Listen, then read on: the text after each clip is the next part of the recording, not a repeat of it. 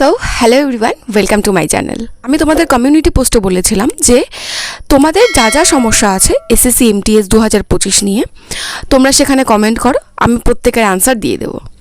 আজকে আমি এই ভিডিওতে তোমাদের প্রত্যেকের কমেন্ট এখানে নিচে লিখে দেব আর প্রত্যেকের প্রবলেম সলভ করব।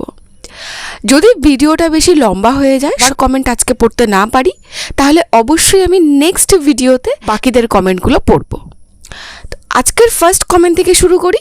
ইংলিশ কিভাবে প্রিপেয়ার করব ভিডিও দিয়েছো, বাট অনেক এরর দেখার পর করতে পারছি না, জানি না আদৌ কোনোদিন পারবো কিনা। মিষ্ঠা বিশ্বাস, জিকে থেকেও অনেক ইজি হচ্ছে ইংলিশ। আমি বারবার একটা কথা বলি যে ইংলিশে কিন্তু 75 পাওয়া পসিবল, যেটা জিকেতে পাওয়া পসিবল না। ইংলিশে যদি তুমি ভালো স্কোর করতে চাও তাহলে ইংলিশকে তোমাকে টাইম দিতে হবে। এরার যদি তোমার সমস্যা হয় তাহলে তোমার মেইনলি সমস্যা কোথায় হচ্ছে তোমাকে সেটা জানতে হবে। তুমি নিমিষা বানসাল ম্যামের থেকে ফার্স্ট রুলগুলো করো। যখন রুলসগুলো করা হয়ে যাবে, ফার্স্ট তুমি শানু স্যারের থেকে প্র্যাকটিস করবে। শানু রাওয়াত এমটিএসে আড্ডা 24-এর হিন্দিতে ওনার ভিডিও আসে, সেখান থেকে প্রিভিয়াস ইয়ার কোশ্চেন উনি করান। তো এরার সেখান থেকে তুমি ইজিলি করতে পারবে। উনি ডিটেলসে ভেঙে ভেঙে করায়, এরারগুলো সেখান থেকে ইজিলি তুমি প্র্যাকটিস করতে পারবে। এরার সম্বন্ধীয় কোনো প্রবলেম আর হবে না। নেক্সট হচ্ছে ফেমাস বয়, তোমার যে কোশ্চেন এত কম ভ্যাকেন্সিতে তুমি কিভাবে করবে। প্রথম কথা হচ্ছে যে ভ্যাকেন্সি এখনও আসেনি, শুধু হাওয়ালদারের এসছে, তাও যে 1000 ভ্যাকেন্সি আছে সেখানেও একটা স্টার মার্ক দেওয়া আছে, যেখানে বলে দেওয়া আছে যে এটা আরও বাড়বে। তোমার টেনশন নেওয়ার কোনো দরকার নেই, কারণ এই ভ্যাকেন্সি অবশ্যই আরও বাড়বে। প্রথম কথা হাওয়ালদারে, দ্বিতীয় কথা এমটিএসের এখনও কোনো ভ্যাকেন্সি আসেইনি। আমি আশা করব তুমি যদি অনেক ভিডিও দেখো বড় বড় চ্যানেলের, যেরকম আড্ডা আছে বা আরও বড় বড় যেগুলো চ্যানেল আছে অনেক দিন থেকে এসএসসি এমটিএস বা বলো এসএসসির পড়াশুনো করায়, তারা প্রত্যেকে বলেছে যে এসএসসির এমটিএসে 2025-এ এইবার বেশি ভ্যাকেন্সি আসার কথা। তাও যদি মানি যে ভ্যাকেন্সি বেশি একটা আসবে না, তোমার ডিমোটিভেট হওয়ার কোনো কারণ নেই। অনেক স্টুডেন্ট আছে যারা এইটা ভেবেই এক্সাম দেবে না, দিতে যাবে না, যে ভ্যাকেন্সি অনেক কম। সেই কারণে যদি ভালো প্রিপারেশন নাও, তোমার বেস্টটা দাও, তাহলে লাক বলে একটা জিনিস আছে, সেটা কাজ করেও যেতে পারে।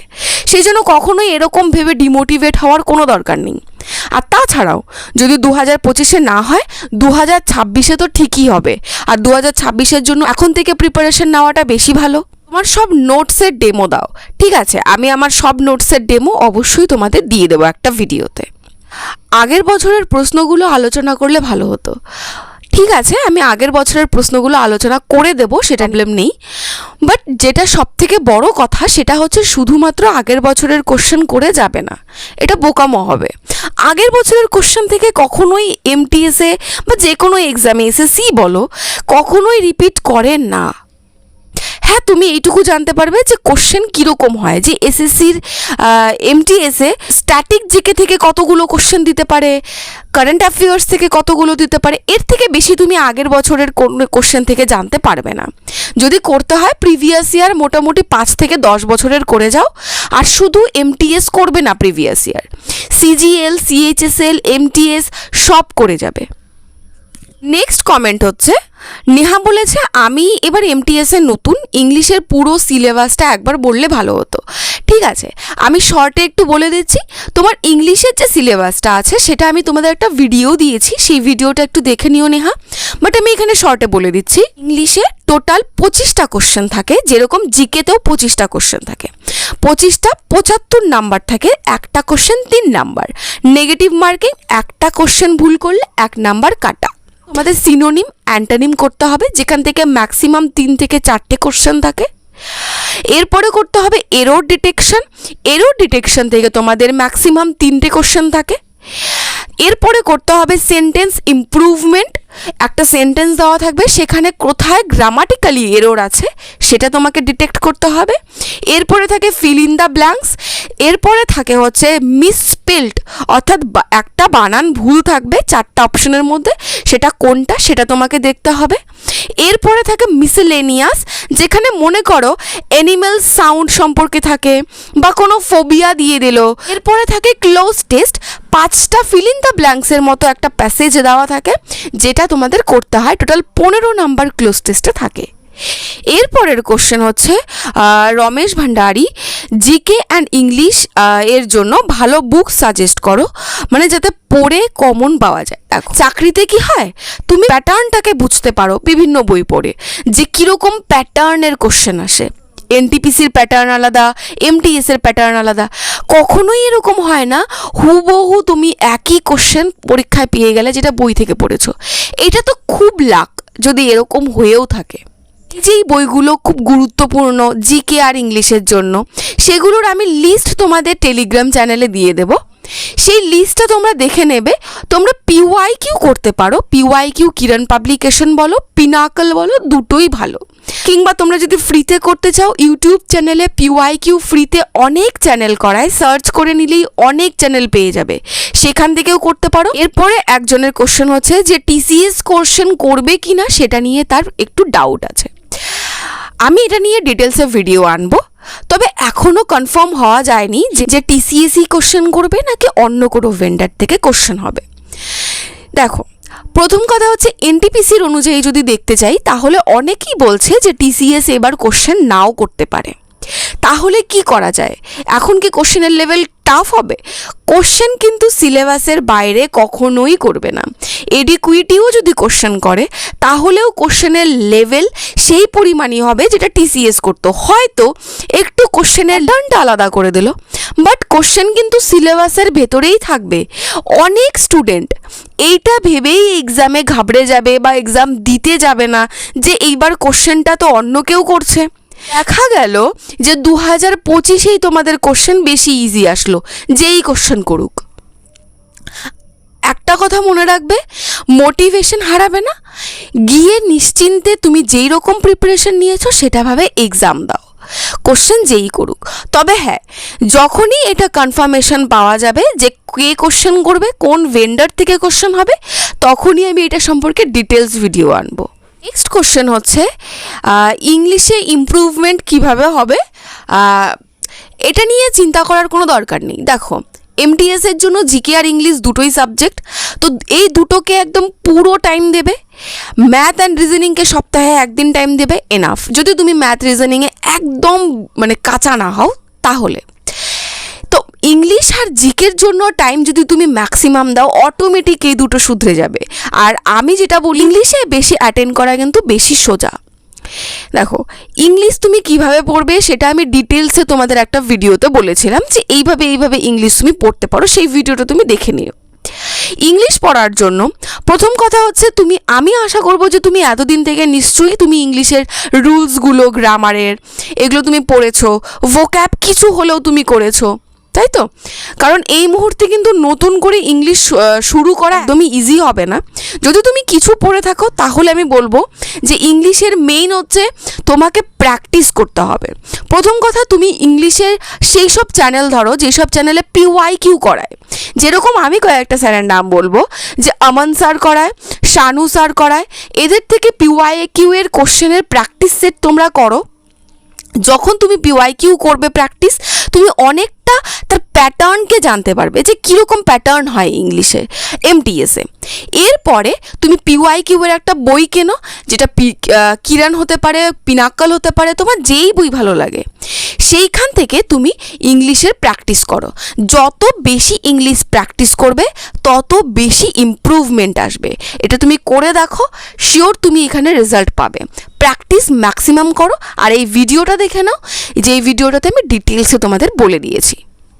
আমি কি এডিট করে জবের জায়গা চেঞ্জ করতে পারবো? দেখো, যদি তুমি প্রেফারেন্সের কথা বলে থাকো, তাহলে এডিট অপশানে প্রেফারেন্সকে এডিট করতে দেওয়া হয় না। তুমি এডিট করতে পারো যদি তোমার কোনো নাম ভুল থাকে, তোমার অ্যাড্রেস ভুল থাকে, বড় কিছু যদি তোমার ভুল থাকে, তাহলে তুমি সেটা শুধরাতে পারো এডিট অপশানে। প্রেফারেন্সে তুমি যা দিয়েছো প্রেফারেন্স তোমার সেরকমই থাকবে। আমি সেই জন্য ভিডিও দিয়েছিলাম যাতে তোমরা প্রেফারেন্সটা খুব সাবধানে ভরতে পারো। আমি আশা করব যে তোমরা প্রত্যেকে প্রেফারেন্সটা ঠিকঠাক ভরেছো। এটা কিন্তু খুব ইম্পর্ট্যান্ট একটা রোল প্লে করে। এরপরে কোশ্চেন হচ্ছে, দিদি নতুনরা কিভাবে প্রস্তুতি করবে 2026-এর জন্য, যাতে এক বছরে এমটিএস ক্র্যাক করতে পারে। 2026-এর জন্য যদি তুমি প্রিপারেশন নিতে চাও, অবশ্যই এটা খুব ভালো আইডিয়া। 2025 এক্সপিরিয়েন্সের জন্য অবশ্যই এক্সামে বসবে, বোকামো করবে না যে আমি বসবো না, আমার প্রিপারেশন ভালো নেই। অবশ্যই বসবে 2025-এ, তাতে তুমি বুঝতে পারবে যে এক্সাম কীভাবে কীরকম হয়। এক্সামের একটা ভীতি থাকে যেটা কেটে যাবে, প্রথম কথা। 2026-এর জন্য যদি তুমি প্রিপারেশন নাও, এখন থেকে দুটো কাজ করবে। এক নাম্বার কাজ হচ্ছে থিওরি পড়বে, একদম শুরু থেকে বেসিক পড়বে, জিকেই বলো ইংলিশ বলো, বেসিক থেকে পড়তে থাকবে। দ্বিতীয় কথা, মক দেবে, মক টেস্ট এখন দেবে। দেখো এখন কিন্তু তোমরা অনেক কম মক টেস্টে তোমরা স্কোর করবে, যেহেতু তোমরা নতুন। আমি মক কেন দিতে বলছি, কারণ 2025-এ তোমরা এক্সাম দেবে, সেই কারণে তোমরা এক্সামে কিভাবে অ্যাটেন্ড করবে মকের মাধ্যমেই সেটা তোমরা জানতে পারবে। যদি তোমরা 2025-এর পরে এই কোশ্চেনটা করতে, তাহলে আমি বলতাম এই মুহূর্তে মক দেওয়ার দরকার নেই, আগে থিওরিটাকে কমপ্লিট করো তারপরে মক দিও। কিন্তু 2025 যেহেতু তোমরা অ্যাটেন্ড করবে, সে কারণে মকটা দেবে। শুধু জিকে আর ইংলিশের উপরে মকটা দাও, এনাফ। সাথে থিওরিটা এখন থেকে করবে 2026-এর প্রিপারেশনের জন্য। থিওরি যদি এখন থেকে ভালো করে করো, তাহলে 2026 আস্তে আস্তে 2026-এর 3-4 মাস আগের থেকে শুধু রিভিশন, পিওয়াইকিউ, মক এর মাধ্যমে তোমরা অনেক ভালো জায়গায় থাকতে পারবে। জিকের জন্য কি জিও অর্থাৎ geography, polity, history, static, current অ্যাফেয়ার্সই এনাফ? বাকিটা ইংলিশ করা কি বেটার? সিবিটির ফার্স্ট রাউন্ডে জন্য রিজনিং সিলেবাস কমপ্লিট করতে হবে, ম্যাথ উইক, তাই রিজনিং দিয়ে সিবিটি 1 কমপ্লিট করতে চাচ্ছি। আচ্ছা, ওর যেটা কোশ্চেন, প্রীতি দত্ত, তোমার কোশ্চেন হচ্ছে যে রিজনিং আমি ভালো পারি, ম্যাথ না করে কি আমি শুধু রিজনিং দিয়ে করতে পারবো? প্রথম কোশ্চেনের অ্যান্সার হচ্ছে হ্যাঁ, তুমি করতে পারবে। তুমি যদি জেনারেল হও, তোমাকে 12টা কোশ্চেন করতে হবে সিবিটি 1-এর সেশন 1 তুমি যদি কোয়ালিফাই করতে চাও, 12টা কোশ্চেনের রাইট অ্যান্সার করতে হবে। প্রথম কথা, তুমি রিজনিং প্রত্যেকটা অ্যান্সার করবে, ম্যাথ প্রত্যেকটা অ্যান্সার করবে, তুমি পারো আর না পারো। কেন?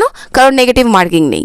রিজনিংয়ের প্রত্যেকটা কোশ্চেনের অ্যান্সার কিন্তু মনোযোগ দিয়ে করবে। সম্পূর্ণ টাইম তুমি রিজনিংয়ে দেবে, কারণ তোমার ম্যাথে কোনো দরকারই নেই যে 2-3 মিনিট থাকবে, সেটা তখন সবগুলো টিক করায় শুধুমাত্র 2-3 মিনিট লাস্টে রাখবে। যদি রিজনিংয়ে খুব কনফিডেন্ট থাকো যে তুমি সবগুলো অ্যান্সার করতে পারবে, ভালো করে করতে পারবে, অবশ্যই তুমি কোয়ালিফাই করে যাবে, নিশ্চিন্তে থাকো। দ্বিতীয় কোশ্চেন হচ্ছে যে তুমি জিকের জন্য যেই কয়েকটা টপিক বললে, সেই কয়েকটা টপিক করলে এনাফ, কিন্তু যেই কয়েকটা টপিক করবে সেই কয়েকটা টপিককে একটু ভালো করে করবে। এই কয়েকটা টপিককে ভালো করে করো, তাহলে জিকেতে অন্তত পক্ষে তুমি নিশ্চিন্তে থাকো, তোমার হয়ে যাবে। তবে ইংলিশের ওপরে জোর অবশ্যই বেশি দেবে, কারণ ইংলিশে কিন্তু তুমি যত বেশি অ্যাটেন্ড করতে পারবে, যত অ্যাকিউরেসি থাকবে ইংলিশে, তত তোমার চান্স বেশি থাকবে কাট অফ ক্লিয়ার করার। কোশ্চেন হচ্ছে কারেন্ট অ্যাফেয়ার্সটা কীভাবে পড়বো, কমপ্লিট একটা ভিডিও স্ট্র্যাটেজি দিন। কারেন্ট অ্যাফেয়ার্সের ভিডিও স্ট্র্যাটেজি আমি একটা দিয়েছি, তুমি সেখান থেকে একটু দেখে নিও। নেক্সট হচ্ছে শুভঙ্কর মোদক, সায়েন্সের ইংলিশটা কোথা থেকে পড়বো, সায়েন্স আর ইংলিশ, এটা যদি নতুন করে বলে দাও তাহলে খুব হেল্প হয়। ঠিক আছে, কথা হচ্ছে ইংলিশের যে থিওরি পার্টটা আছে, অর্থাৎ ইংলিশের গ্রামার যে পার্টটা, তুমি যদি পেইড কোর্স নিতে চাও, নিতু সিং ভালো। তুমি যদি ফ্রিতে করতে চাও, তরুণ গোয়েল স্যার আছে, অমন স্যার আছে, নিমিষা বনসাল ম্যাম আছে, এরকম চ্যানেল পেয়ে যাবে যেখান থেকে তুমি থিওরি পার্টটা করতে পারবে। প্রথম যেটা খুব ইম্পর্টেন্ট সেটা হচ্ছে থিওরি পার্ট। এরপরে তুমি যদি প্র্যাকটিস করতে চাও, তাহলে অনেক স্যার ম্যামরা প্র্যাকটিস করায় ফ্রিতে ইউটিউবে, পিওয়াইকিউ, সেটা তুমি করতে পারো। সায়েন্সের জন্য তুমি মেনলি পারমার স্যারকে দেখতে পারো। পারমার স্যার কিন্তু খুব ভালো সায়েন্সের প্লেলিস্ট দিয়ে রেখেছে ইউটিউবে ফ্রিতে, সেখান থেকে করতে পারো। তুমি যদি পেইড ব্যাচ নিতে তোমার সমস্যা না থাকে, তাহলে আমি বলবো যে পারমার স্যারের পেইড ব্যাচটা নিয়ে নাও। সেটা প্রত্যেকটার জন্য, শুধু সায়েন্স না, প্রত্যেকটার জন্য খুব ভালো হয়, সেখান থেকেও সায়েন্সটা করতে পারো। আরও অনেক স্যাররা আছেন যেটা আমি প্লেলিস্ট সায়েন্সের জন্য এখানে আমি তোমাদের দিয়ে দিচ্ছি, সেখান থেকেও তোমরা করতে পারো। তো আজকে এখানে যতগুলো কমেন্টের রিপ্লাই আমি দিয়েছি, আমি আশা করব অনেকের এখান থেকে হেল্প হবে। অনেকের কমেন্ট আমি এখনও পড়তে পারিনি, বাকিগুলো আমি অবশ্যই নেক্সট ভিডিওতে সেগুলো কমপ্লিট করব। আজকের এই ভিডিওতে যদি তোমাদের কোনো ডাউট থাকে, যেগুলো আমি বললাম তার মধ্যে যদি কোনো ডাউট থাকে, তাহলে অবশ্যই সেটা আমাকে জানাবে।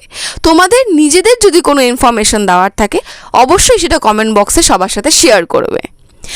আজকের ভিডিওটা এই অবধি। ভিডিওটা যদি ভালো লাগে একটা লাইক করে দেবে, চ্যানেলটাকে সাবস্ক্রাইব করে দেবে। দেখা হচ্ছে এই ভিডিওর নেক্সট পার্টে।